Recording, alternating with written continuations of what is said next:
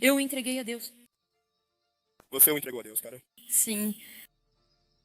O que você quer dizer com isso? Eu o joguei no lago e o entreguei a Deus. E as pessoas vão me dizer que eu sou louca, mas ele é real. E ele te ama. Ele realmente te ama. E ele te ama. Imagens de uma câmera corporal mostram o que uma mãe Amish disse aos delegados do xerife de Ohio após supostamente afogar seu filho de 4 anos. Eu preciso saber onde está o seu marido. Ele está dentro de um peixe no fundo do lago. O que supostamente aconteceu neste parque, que também levou à morte do marido dela, já que agora ela enfrenta várias acusações, incluindo homicídio qualificado. Estamos no caso apresentado pela Law and Crime. Sou Chris Stewart.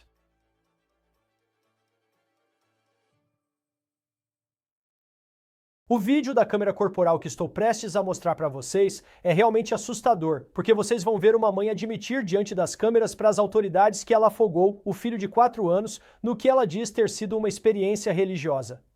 Só sento com meus filhos e tomo água. Este é o vídeo recém-divulgado da câmera corporal de Ruth Miller durante sua prisão em 23 de agosto e é muita coisa para assimilar. E antes de mostrar para você, preciso explicar como chegamos a este momento. Foto da ficha policial de Ruth Miller, que junto com a família faz parte de uma comunidade Amish em Ohio. A polícia afirma que Miller, o marido, os filhos gêmeos de 18 anos, a filha de 15 e o filho de 4 foram a um lago ao sul de Akron. Fica a cerca de uma H30 de carro a oeste de Pittsburgh, em Ohio. A polícia informou que recebeu uma chamada pelo 190 naquela manhã sobre uma mulher conduzindo um carrinho de golfe com 3 pessoas rumo a um lago. Foto do escritório do xerife local mostra o carrinho de golfe na água. Veja o que o xerife local declarou em coletiva, segundo a WEWS-TV de Cleveland. Quando recebemos a ligação, ninguém percebeu do que se tratava. Parecia um evento não intencional. Poderia ser só um acidente, mas era uma mulher e 3 crianças no carrinho de golfe.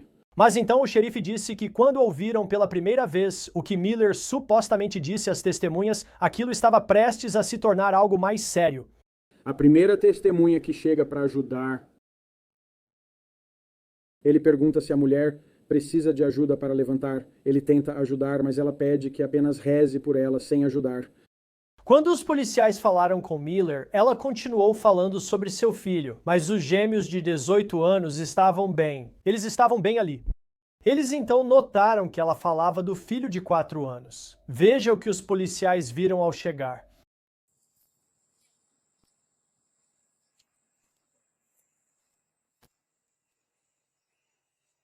Eu entreguei ele para Deus.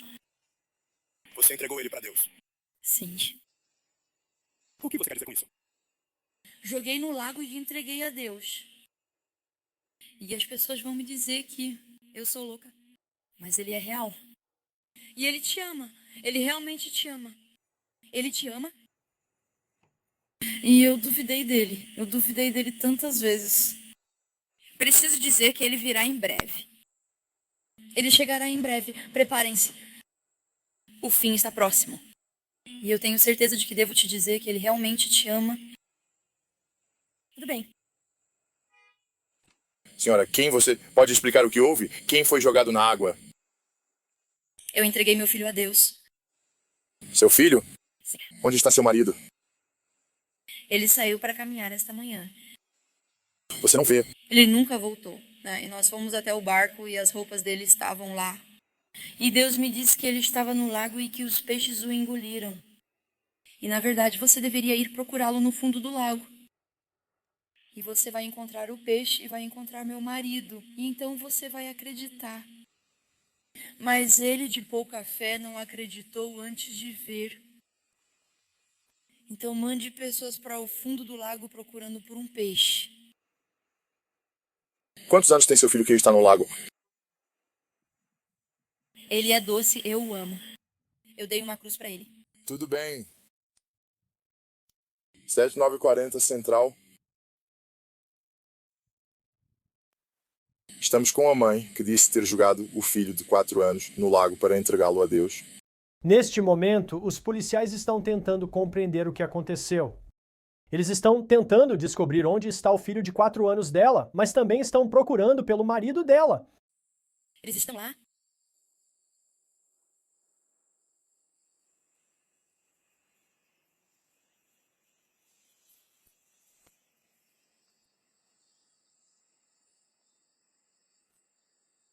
Eu sei que parece loucura. Não é, realmente não é. Mas eu rezei. Eu vi milagres. Eu contei com ele. E então a dor voltou para mim. Meu marido e eu duvidamos. A dor voltou para mim. Preciso saber onde está seu marido. Ele está no fundo do lago, dentro de um peixe. Ele está dentro de um peixe. Sim, Não há nenhum peixe grande o suficiente ali para engolir seu marido. ele está no lago, dentro de um peixe. Achei que seu marido tinha saído para caminhar. Sim. E então nós chegamos ao barco e as roupas dele estavam dentro do barco. Ok. Calça bege e camisa creme e chinelos. Você tem um celular? Está no trailer. Está no trailer. Cadê seu trailer? Eu acho que está... Área 3? Acho que sim. É tipo um trailer bege. É um trailer bege. Você não sabe qual é o número do lote? Não. Nós realmente precisamos verificar se o seu marido está... Nós Ah, tudo bem.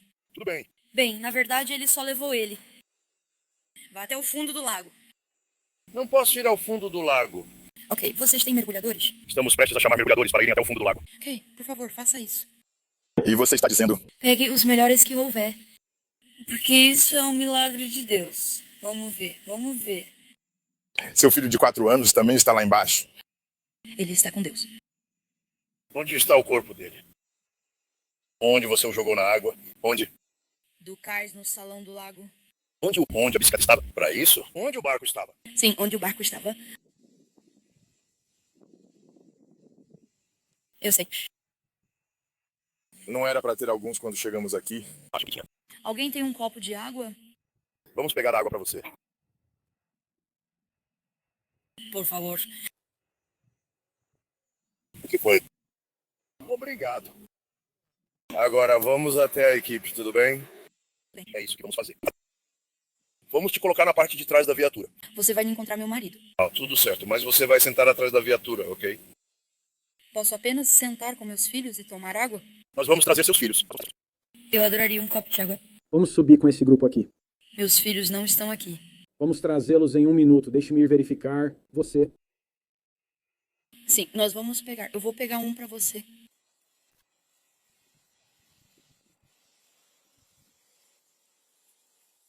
Sim, mande a equipe de mergulho para lá então. Os delegados acabariam descobrindo que os Millers estavam fazendo exercícios religiosos à beira do lago. Confira o que o xerife declarou à imprensa, segundo a AWS. Pouco após as 8 da manhã, conforme relatos dos filhos e de outras testemunhas, ela foi vista colocando a criança de 4 anos em um carrinho de golfe. Próximo ao trailer deles, saindo de modo errático. Todo mundo que comentar ou qualquer testemunha que você encontrar que a viu dirigindo vai te dizer que ela estava dirigindo de forma muito perigosa. Ela capotou o carrinho e depois foi vista andando só com 2 rodas. Ela rezava perto do caiaque e depois foi embora. As crianças a viram sair com a menina de 4 anos e após um tempo ela voltou. Ela disse que foi ao cais. E que ela jogou a menina de 4 anos na água porque era isso que ela precisava fazer como uma oferenda a Deus. Os policiais suspeitam que a mãe afogou o filho de 4 anos mais cedo e, horas depois, dirigiu o carrinho de golfe com os filhos mais velhos como oferendas religiosas. 9h40, horário central.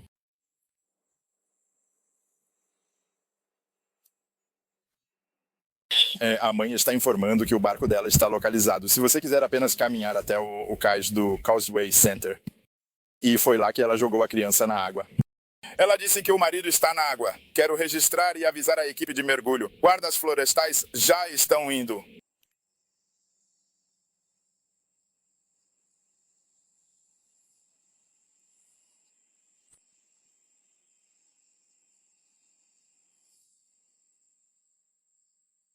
Vou a algum lugar, não é difícil para meu joelho. Está bom aqui. Seu joelho não vai machucar. Confia em mim. Bem. Não vai te machucar.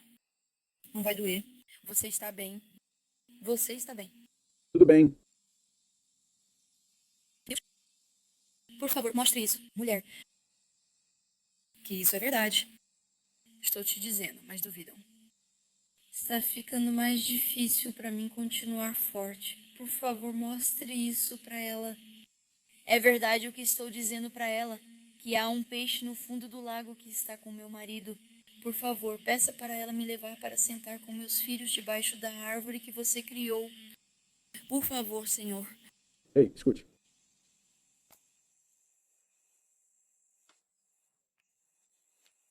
Vocês querem levá-la para aquele ali?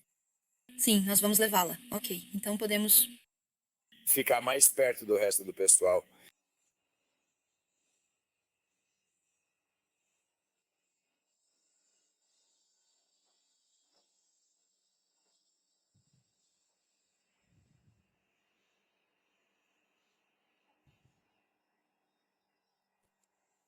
Sente-se aqui. Buscaremos seus filhos quando terminarem. O que as crianças dizem agora? Não sei o que fazem, pois perguntaram a ele se tem irmão e pai. Tá bom.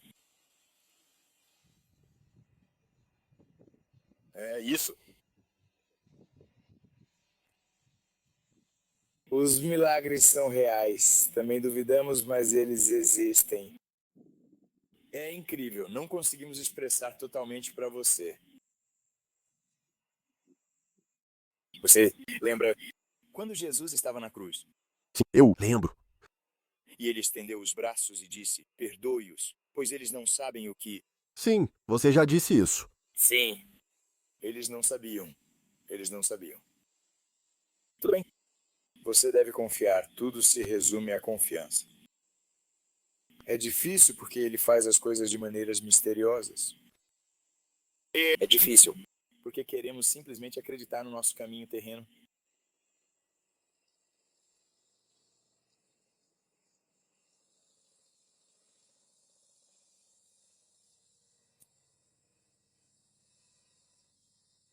Sim. Vá em frente. Horas depois, uma equipe de mergulho encontrou o menino de 4 anos perto do cais de onde dizem que Miller o jogou, no fundo do lago. Quanto ao marido de Miller, os policiais acreditam que ele estava decepcionado consigo mesmo pela forma como lidou com as tarefas religiosas que eles achavam que Deus estava lhes dando no lago. E ele decidiu nadar até um banco de areia no lago e foi lá que ele se afogou. O corpo foi encontrado no dia seguinte e o xerife afirmou que ele não morreu tentando salvar o filho. Eu o entreguei a Deus. Ela o entregou a Deus. Sim, O que você quer dizer com isso? eu o joguei no lago e o entreguei a Deus. E as pessoas vão me dizer que eu sou louca, que ele é real. E ele te ama. Ele realmente te ama. Ele te ama. Um grande júri indiciou Miller por homicídio qualificado e assassinato pela morte do filho de 4 anos. Ela também foi acusada de agressão criminosa relacionada à morte do menino de 4 anos.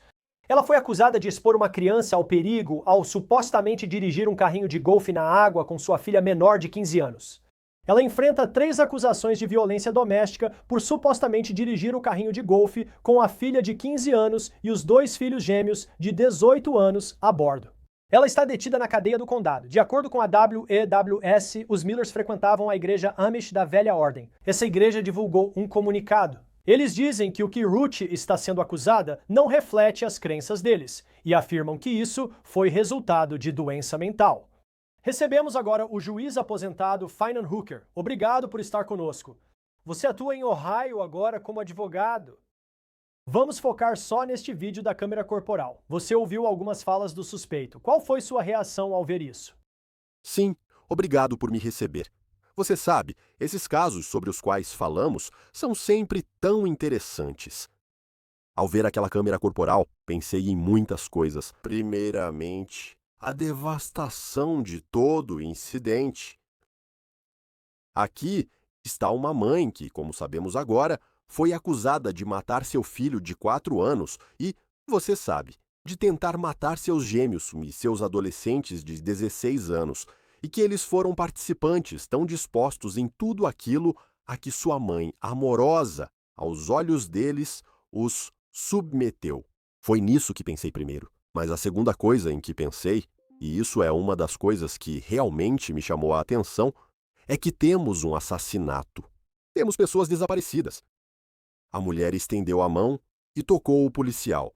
Certo. Agora eu consigo imaginar tantas situações em que policiais estão investigando uma cena e há acusações sérias. E se você até respirar errado na direção de um policial, muitas vezes alguém já está no chão e algemado. Então, isso me chamou a atenção. O fato de eles estarem tão à vontade com ela durante a abordagem. Não acho que ela fosse uma ameaça física, mas suas ações certamente indicavam algo. Me deixou desconfiado e ficou na minha cabeça. Muita gente tentou falar comigo hoje. Sim, quero dizer, acho que ao assistir aquilo, porque dá pra ver que eles foram chamados pra cena por causa de, sabe, parecia que tinha sido um acidente, certo? Tipo, aqui está essa mãe com os filhos e eles estavam dirigindo esse carrinho de golfe e caíram na água. E aí, conforme ela continua falando, dá pra ver que os policiais começam a pensar, com o que exatamente estamos lidando aqui? Ela está sendo acusada de homicídio do filho de 4 anos e também de homicídio qualificado, o que achei interessante. Por que 2 acusações para a morte de uma pessoa? Então não é incomum quando estamos lidando com isso.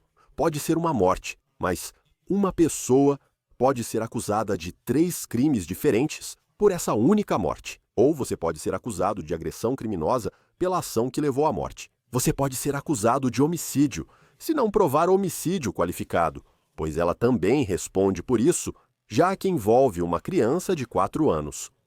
Então você acusa por todos esses crimes, e no final, dependendo de garantir que seja apenas a acusação envolvendo aquela criança, eles se fundem. No fim, ela só pode ser sentenciada por um, mesmo que considerada culpada, pois os fatos e a lei justificam a condenação nessas acusações. Por isso, há várias acusações para o mesmo incidente.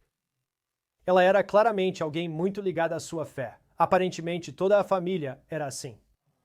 Sei que a igreja dela, na comunidade Amish, informou a uma emissora local que não compartilha dessa crença. Isso não faz parte dos ensinamentos deles. Eles veem como um caso de saúde mental. Mas, sabe, você tem essa mulher que, segundo ela, fez isso por motivos religiosos. Como a lei vê a diferença entre alguém que realmente acreditava em algo do ponto de vista religioso, mas também considerar que essa pessoa pode ter sérios problemas de saúde mental e teria feito isso caso seja considerada culpada? Essa é uma linha difícil de se trilhar.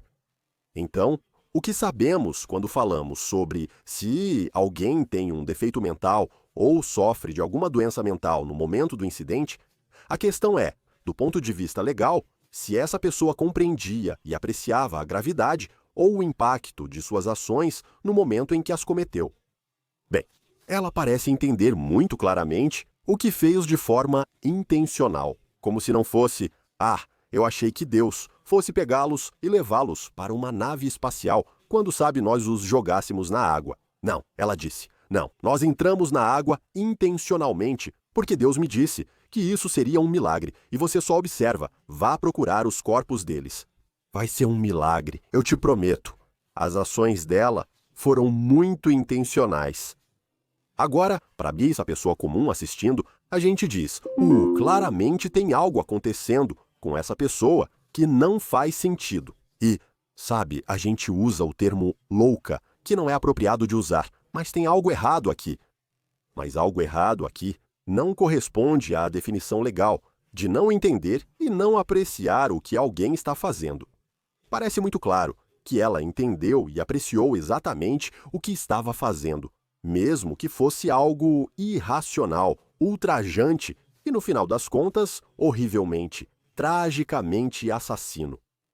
Achei interessante. Assisti à coletiva de imprensa com o xerife local, que disse ser difícil descobrir o que aconteceu, pois ela repetia várias frases do vídeo da câmera corporal durante os interrogatórios. Mas ele também disse, eu não acho que ela tenha mentido para nós, o que meio que parece que o xerife acredita que ela realmente acredita que Deus mandou ela fazer isso.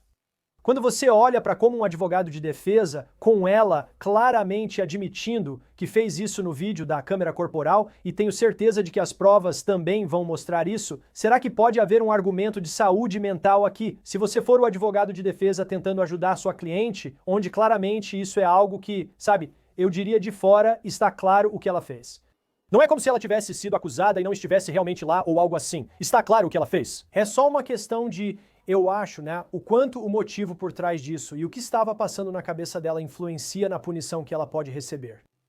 Bem, quando falamos de punição e responsabilidade, tratam-se de questões diferentes. O motivo não é necessário para provar a culpa. O motivo é útil para provar a culpa e pode ser usado para estabelecer o nível da pena. A questão é qual era a intenção dela naquele momento. Se ela entendia o que estava fazendo quando fez aquilo. E esse realmente é o cerne da questão.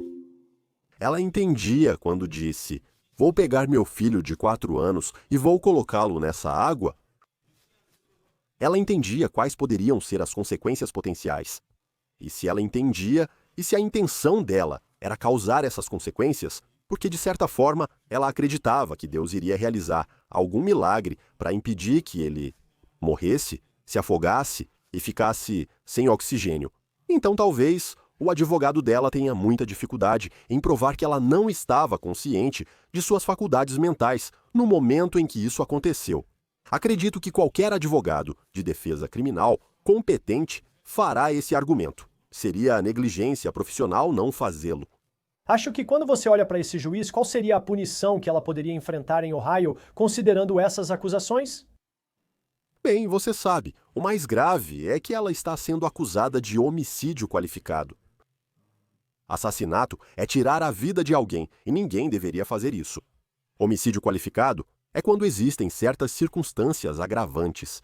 A circunstância agravante, o assassinato de uma criança de 4 anos em Ohio, faz com que isso seja considerado homicídio qualificado e permite que ela seja acusada de crime capital, podendo receber pena de morte.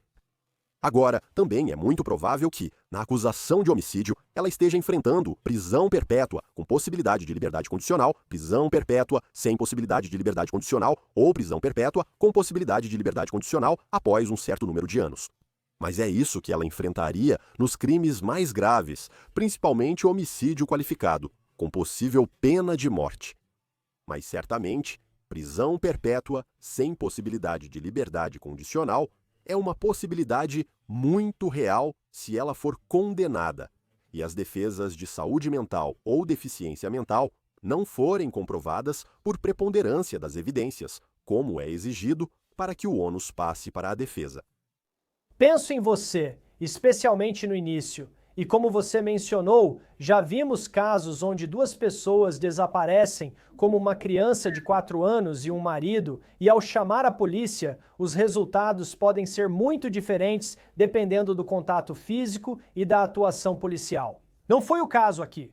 O fato de ela ser uma mulher Amish, que não parece ameaçadora, pode influenciar se receberia a pena de morte? Claro. Veja, em casos de pena de morte, há 2 pontos. O julgamento para comprovar os crimes. Então haveria um julgamento para provar homicídio qualificado, que ela realmente matou a criança sem possibilidade de defesa. Eles concluiriam que havia agravantes. A segunda fase, separada, seria a fase da pena de morte. É nesse momento que os advogados dela apresentariam informações ou circunstâncias atenuantes que poderiam evitar a pena de morte. Como o fato de ela ser mãe, de não ter antecedentes criminais, de ser profundamente religiosa em suas crenças, e que isso tinha mais a ver com alguém que estava radicalmente alinhada com suas crenças do que com alguém que agiu com maldade ao tentar tirar a vida de sua família. Quero dizer, todas essas coisas seriam levadas em consideração para determinar se a pena de morte deveria ou não ser aplicada. Então, a ideia de ela ser mãe, Amish, e, sabe, meio dócil, presumindo que ela não tem antecedentes criminais. Eu não pesquisei. Não sei se ela tem antecedentes criminais ou não, mas presumindo essas coisas que também fizeram o policial se sentir confortável em permitir que ela o tocasse naquela situação, seriam também as coisas que um painel de 3 juízes talvez considerasse para determinar se essas circunstâncias agravantes justificam ela receber a pena de morte. Pensei em outra coisa, mas você é o advogado. Ela responde a 3 acusações de violência doméstica. Ela é acusada de dirigir o carrinho de golfe para a água e jogar a criança de 4 anos, que morreu. Depois, ela é acusada de dirigir o carrinho de golfe para a água novamente com seus 2 filhos de 18 anos e sua filha de 15. Eles, sendo mais velhos, conseguem sair e ficam bem, mas ao mesmo tempo ela está enfrentando acusações de violência doméstica. Penso, por que isso não é tentativa de assassinato, já que ela supostamente matou alguém mais cedo no mesmo dia, do mesmo jeito?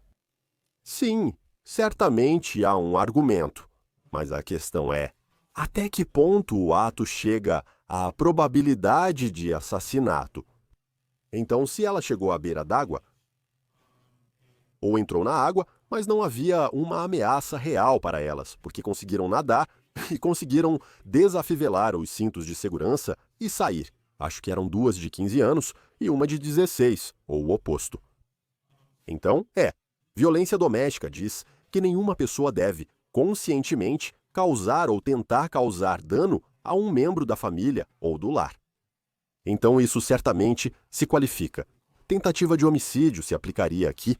Talvez considerem aumentar as acusações se obtiverem mais informações. Mas eu acho que eles sentem que, considerando a idade das crianças e o risco relativo ao qual elas foram expostas na época, que violência doméstica, em vez de tentativa de homicídio, seria a acusação apropriada. E por fim, meritíssimo, porque então o marido também está morto. E ele, por conta própria, segundo as autoridades, ficou incomodado com aquela cerimônia religiosa, de oração que eles estavam fazendo, e decide ir nadar e acaba se afogando. Segundo as autoridades, ele não estava tentando salvar a criança de 4 anos. Essa foi uma decisão dele, aparentemente alinhada ao que Ruth Miller pensava. Mas quais acusações o que você acha do fato de que ela realmente não foi acusada de nada relacionado a ele? Quer dizer, ele obviamente faleceu, então não é como se ele pudesse enfrentar acusações relacionadas a isso, mas parece que só ela está enfrentando acusações relacionadas às crianças, e o marido, ele simplesmente está morto. Eu não sei quais acusações ela poderia ter enfrentado pela morte dele, a menos que ela o tenha incentivado ou aconselhado, e que ela tivesse tanto controle sobre ele a ponto de levá-lo a fazer isso. Já vimos casos em que pessoas em relacionamentos são incentivadas pelo parceiro a cometer suicídio. E elas fazem isso e a pessoa é acusada. Quero dizer, vemos isso, mas esses são casos extremos de uma influência incrível sendo exercida sobre a pessoa que realmente tira a própria vida. Não sei se isso foi estabelecido aqui pelos fatos da investigação. Parecia que, ele não sabia como lidar com o casamento dele e o fanatismo que a esposa dele demonstrava pelas ações e práticas dela. E talvez houvesse alguns problemas de saúde mental que esse marido também enfrentava, que ele não pôde ou não tentou salvar a família, preferindo apenas fugir. Mas não sei que acusações seriam apropriadas contra a esposa.